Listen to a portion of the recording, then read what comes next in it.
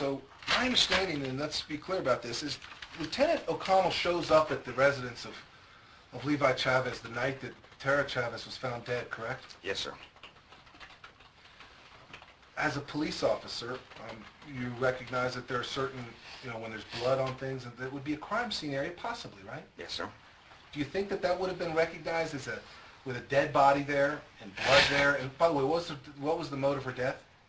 I have no idea, sir. You don't know how she died? I have no idea, sir. Was there any guns involved? Yes, there were. Okay, so maybe there was a gunshot, right? Oh, okay, I understand what you're saying. So the motive of death was by gunshot, yes. So there's blood, right? Yes, sir.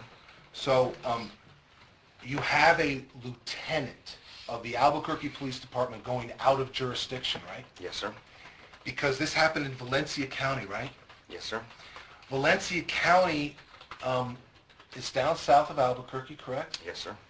And this lieutenant shows up at the scene of that night where Tara Chavez is found dead by gunshot, right? Yes, sir.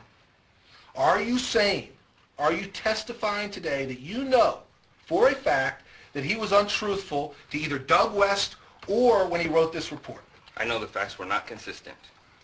That's not my question. My question is, was he truthful? Under my opinion, he was not truthful in writing the police report by not putting all the facts inside this police report and then giving a deposition or a statement at a later time that reflects different from what he wrote.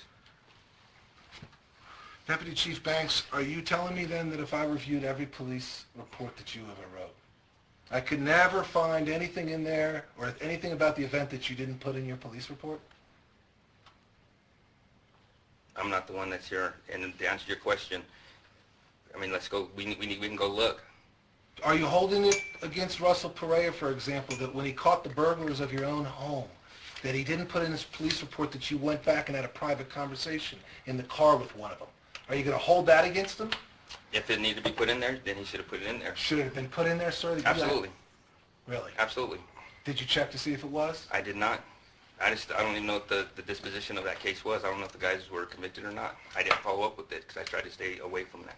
When you do crime scene investigations, like we were talking about, for example, Lieutenant O'Connell, do you remember that earlier? Yeah, absolutely. For example, have you been involved in crime scenes, for example, like Mary Hans, for example, where you walked through the crime scene and contaminated the crime scene area? I don't believe I contaminated any crime scene, but That's really multiple questions. It is. Break it down. I'll break it down. Compound is the objection. Thank you. Okay. So have you been involved in crime scene investigations? yes, sir, I have. You think Lieutenant O'Connell did the right thing the way he handled it? That wasn't my opinion to make that determination. You're sustaining allegations, yes or no, on whether or not, are you making recommendations, yes or no, on whether or not someone should be disciplined for the way they were at a crime scene, were you not? If he violated our standard operating procedures, then I would have answered sustained in my findings. Did you think he violated basic police work? No, I do not.